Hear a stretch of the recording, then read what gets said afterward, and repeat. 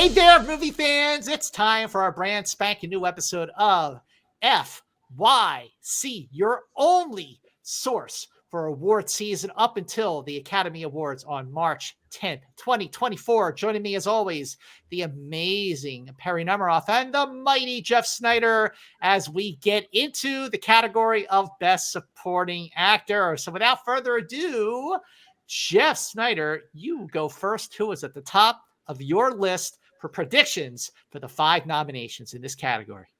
All right. I think that there's a clear front runner this season. I think that we all probably have him at the top of our list. All he has to do is stay quiet the next few months, stay out of trouble. It's yours. Just this up.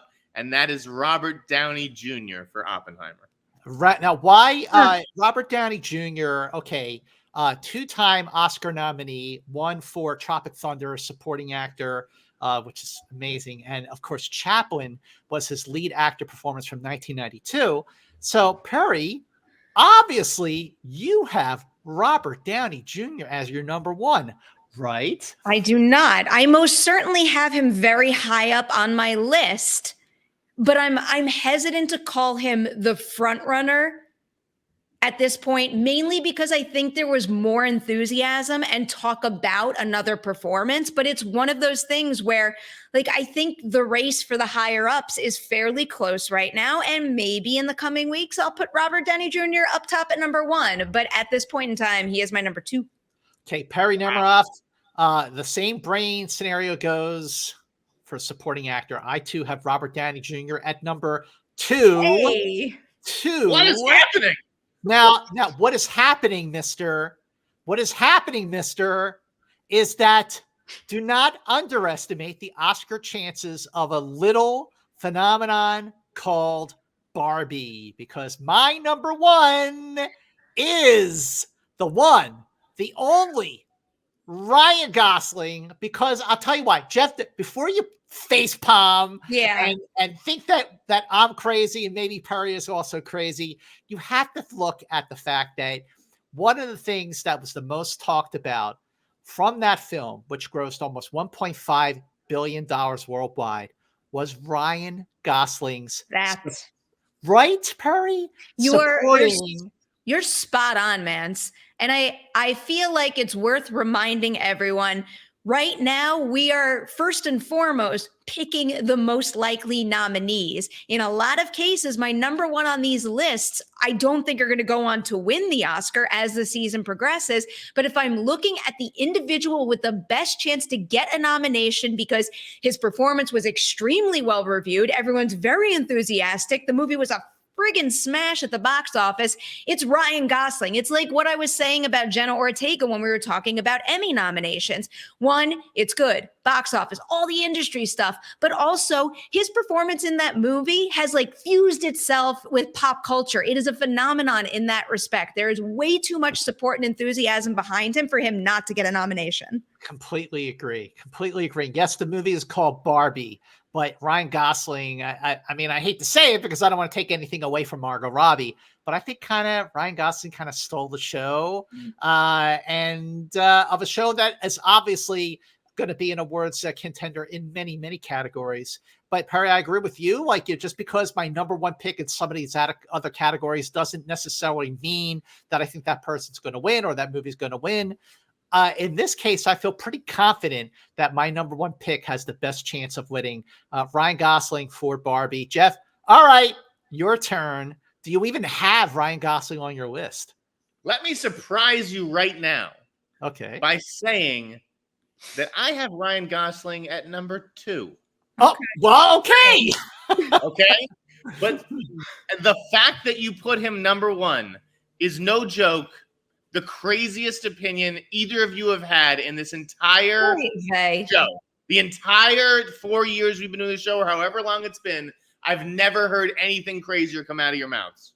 Well, I will just say, be careful what you say, Jeff, because the last time you completely wrote off something that I predicted, or at least Perri and I predicted. Jamie Lee Curtis. Yes, I'm very well aware. I'm going back to Parasite winning like those top 4 awards. Okay, let's not forget, because I never forgot. I am the world's greatest Ryan Gosling fan. Okay. Really? Ryan Gosling was amazing in Barbie. You're right. He stole the whole movie. You come out of Barbie talking about Ryan Gosling. Yep. The Academy is not going to give Ryan Gosling an Oscar nomination, or an Oscar period, an Oscar, over Robert Downey Jr. for Oppenheimer. That is insane. Well, what I will say, the fact that you have Ryan Gosling at number 2 and Perri and I have him at number 1, the fact that you have Downey at 1, Perri and I have him at number 2, what that says, and I don't think this is just limited just to the three of us, is that these are the 2 front runners to win the Oscar for supporting actor. Now, the other thing to point out here is that both of these movies are part of Barbenheimer. Downey for Oppenheimer and Gosling for Barbie. So the fact that it's down to the 2 of them, the biggest phenomenon of this year, or any year for that matter, 2 of the highest grossing movies of the year, I think is pretty awesome. It is cool. But I think that Gosling has the edge because even though he's done comedy before, remember that movie, The Other Guys? Right. The Other Guys he did with Russell Crowe. That movie is awesome. The Nice Guys, yeah. Nice Guys. Other Guys is a very different movie. Other Guys is Will Ferrell. And Barbie's a comedy. They're not gonna. I cannot see a world in which Barbie wins Oscars over Oppenheimer. There are a lot of reasons why I disagree. Yeah, I'm right there with you, man. So I feel like it might be easier even for some to get hyped about a toy movie that turned out to be a high quality phenomenon. And it's so unusual and out there and bright and poppy and fun that I feel like there might be more enthusiasm for that versus like a more, not that the movie is like fully dreary, but like a drearier movie like Oppenheimer. Also, as much as I love Oppenheimer, there is a lot of criticism that the last third of that movie feels like a different movie. But also, Perri, in addition to everything you're saying about Barbie, that was a movie that really struck a lot of people, most women, but some guys as well, for its empowerment take, the metaphors and the messages that went along with Barbie that elevates it above being just like a fun, poppy kind of movie, which it's those things too. So, but wait a minute. I just want to say the fact that we're arguing over these 2 frontrunners here, we're on the same page. We just have slightly different opinions. Like, Jeff, you teed that up like the 2 of us had Robert Downey Jr. at number 5 are not even on our lists. All right, Jeff. I never in a million years thought you guys would come on the show today and say Ryan Gosling is going to win an Oscar. When's the last time? You had him at number 2. Yeah, it's not like it's not like Downey is my honorable mention. That speaks to the rest of the competition. Okay, for me, it's like Downey Jr. on a tier, and then everyone else is on other tiers. All right. Okay, what? Again, a comedic performance winning an Oscar. I know Jamie Lee Curtis won last year, but like this is a very rare thing, right? It is more rare to win an Oscar for a comedic performance than a dramatic performance. But I just think, again, I don't want to go around in circles, but I do think that Ryan Gosling was a big surprise in Barbie, and he was one of the most talked about things in the film. And that will go a long way for a film that already has incredible support. Don't you think it would be like a Pacino in Scent of a Woman moment where like Ryan Gosling has done this incredible career of like dramatic performances, and this is the movie we're going to give him an Oscar for? I'm so excited about how mad I'm going to make Jeff with one of my predictions. All right. Oh, okay. Like we always say, just because these are our first predictions at supporting actor doesn't mean they're going to be our last. We are going to revisit these, and we'll see if Jeff, or for that matter, Perri and I even stick to our opinions now. So let's move on to number 3. Perri, who do you got? I have Robert De Niro because he's Robert De Niro in Killers of the Flower Moon.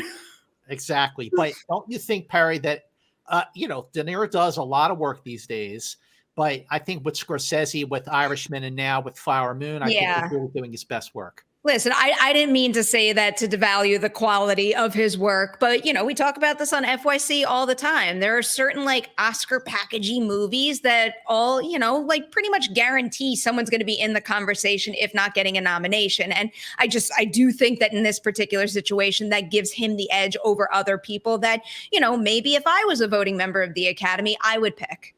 Absolutely. Jeff, where's De Niro, the other Robert, on your list? I also have him at number 3. Although it's not a very confident 3. It's a soft 3. I think this is a very deep category this year, and I don't know if there will be as much passion behind De Niro, or like, someone may love, like their 7th or 8th contender more than De Niro's performance. But I acknowledge it's De Niro. He's he's working with Scorsese on Killers. Like, he's good in the movie, and it is the best he's been in years. I would have a hard time ignoring him, but I wouldn't call him a lock. I have him at number 3 as well. I mean, I think we can all agree there. I think it's, in terms of just a lock, I think it's a lock only because after our number 1 and our number 2, Gosling and Downey, you're getting into, like you said, it's a softer number 3, but it's still a pretty confirmed thing that De Niro is going to get nominated. He's already a 2-time Academy Award winner for, of course, The Godfather Part 2 and Raging Bull. He was nominated 6 other times for The Irishman, Silver Linings Playbook, Cape Fear, Awakenings, The Deer Hunter, and of course, Taxi Driver. I think it might be at this point that whenever De Niro works with Scorsese, he's going to get nominated. I feel like if De Niro was going to win a 3rd Oscar, it would be for like a lead performance and something that he has yet to give, but he's still our number 3. So Jeff, who's your number 4? Okay. So, I was all over the place with 4 and 5, right? I went back and forth. I had the Poor Things guys for a while. At the end of the day, I'm taking a stand. I'm going with Sterling K. Brown for American Fiction. I just thought, like, he wasn't even on my radar heading into that movie. I didn't know where he fit into the film. I didn't know like what his character was. He plays Jeffrey Wright's gay brother, and I thought he was fantastic. I thought he was charming. He was funny. He's obviously, there's a lot of emotion about his coming out story and his relationship with his parents. So I really thought Sterling K. Brown did a great job in American Fiction, and I have him getting in this year. All right, so Perri, does that "hey" mean you have him on your list, or does no? That it means that I like the prediction. And admittedly, I was debating between Sterling K. Brown and the person I wound up choosing for my number 5. But I would love to see him get in for that performance because, somewhat like Jeff said, like he pops really nicely in that movie. I feel like it's a transformative performance that doesn't involve anything beyond a grounded drama. He just fully loses himself in that character and his personality. And, there's something about that character's personality and his way of like going about life that, I don't know, I found mesmerizing. I couldn't take my eyes off of him. Every single time he popped on screen in that really excellent, like all around movie, I was just immediately drawn to him. So I do really want to see him honored for that. So you have him at number 5. I would have had him for number 6. Oh, I don't have him on my list. All right. Well, I have him at number 4 as well. Oh, Jeff. wow. Yes. Okay. For everything, Jeff, that you said, he's a 3-time Emmy winner for This Is Us, American Crime Story, and his voiceover work in Lincoln Divided We Stand. So will he get his first Oscar nomination? I'm thinking yes. I mean, Perri has him at number 6, his first honorable mention. So I might be, depending on who gets bumped off, I might be very willing to put him on the list. But I agree, Jeff, what you said, or Perri, I think you said this too, that I went into that film looking for a lot of things and really impressed by a lot of things. I love American Fiction, but I wasn't specifically expecting that kind of role, that kind of character to come out of Sterling K. Brown. I didn't know he was in the movie until I was actually watching it, and I thought he was fantastic. So he deserves that nomination. So Perri, did we do your number 4? We did not. I have Mark Ruffalo for Poor Things. Okay, I'm just glad I got like some sort of like affirmative nod from Jeff. I thought you were gonna not be okay with this one. I think Mark Ruffalo is exceptional. Talk about another role where I don't know, like Mark Ruffalo has played some more extreme characters, I guess, before, but it's been a while since I've seen him swing so big and do what I think is like having a ton of fun with a role. And when you look at the transformation that character goes through and the fact that he sells every stage of his journey so well, I just have to applaud that. And I don't know, just like in general, I am fascinated by Poor Things. I think it's exceptional. I think it's a creative feat on every single level. And I think that winds up elevating everybody's individual work in the movie. So the second I saw it, I kind of bumped literally everybody up on their respective lists. Mark Ruffalo is a 3-time Oscar nominee for Spotlight, Foxcatcher, and The Kids Are All Right. He should have been nominated for You Can Count on Me back in 2000. I love that movie. But all right, so before I tell you where I have Mark Ruffalo, Jeff, where do you have Mark Ruffalo? Jeff? I have him at number 5.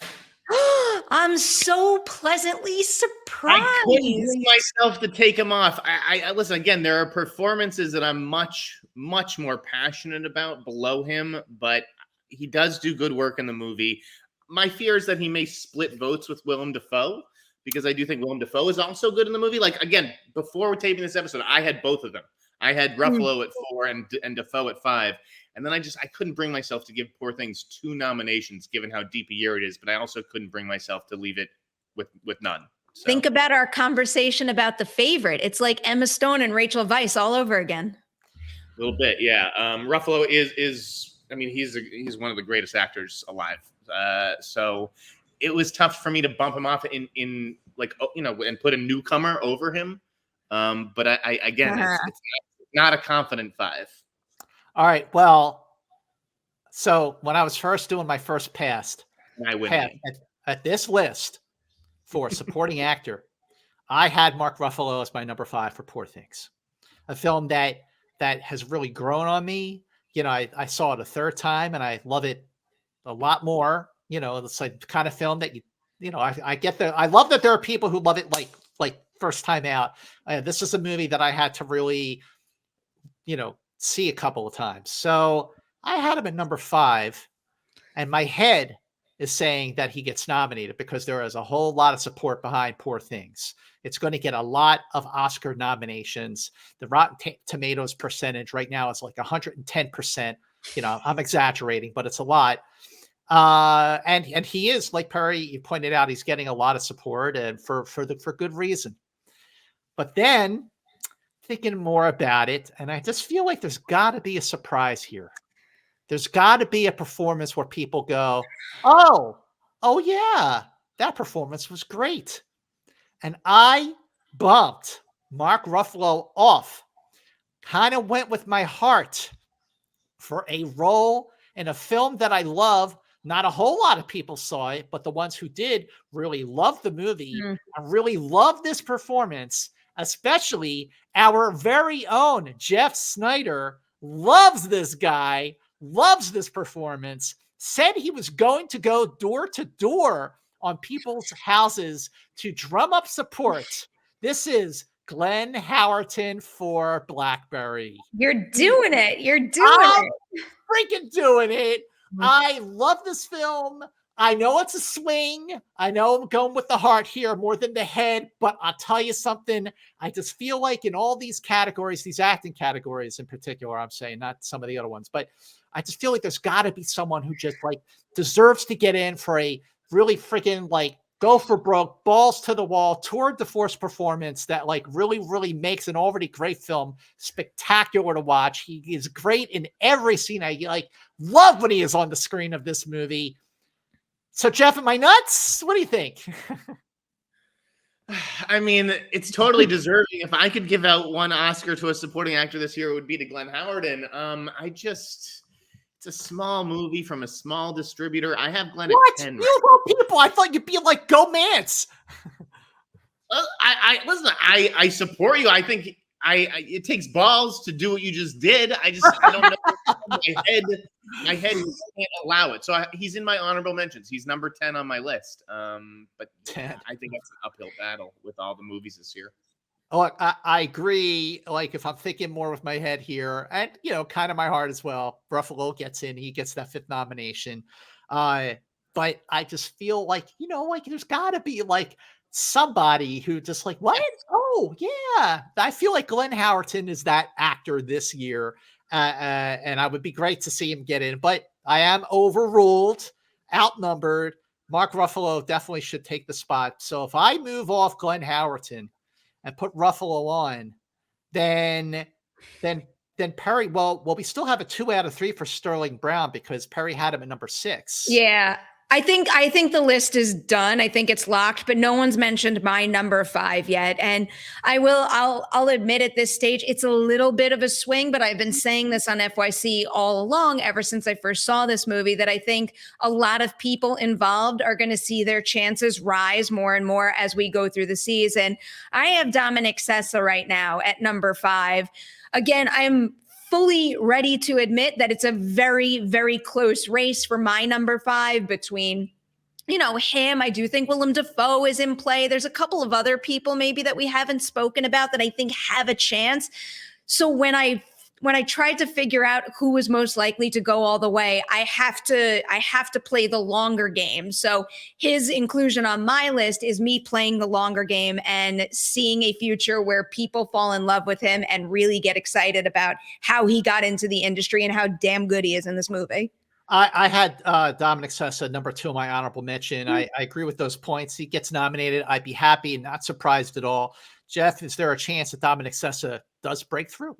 He's my number 1 honorable mention. It was him or Ruffalo for that 5 spot. I thought he was terrific, and to hold your own against a guy like Giamatti in an Alexander Payne movie, he just really impressed me.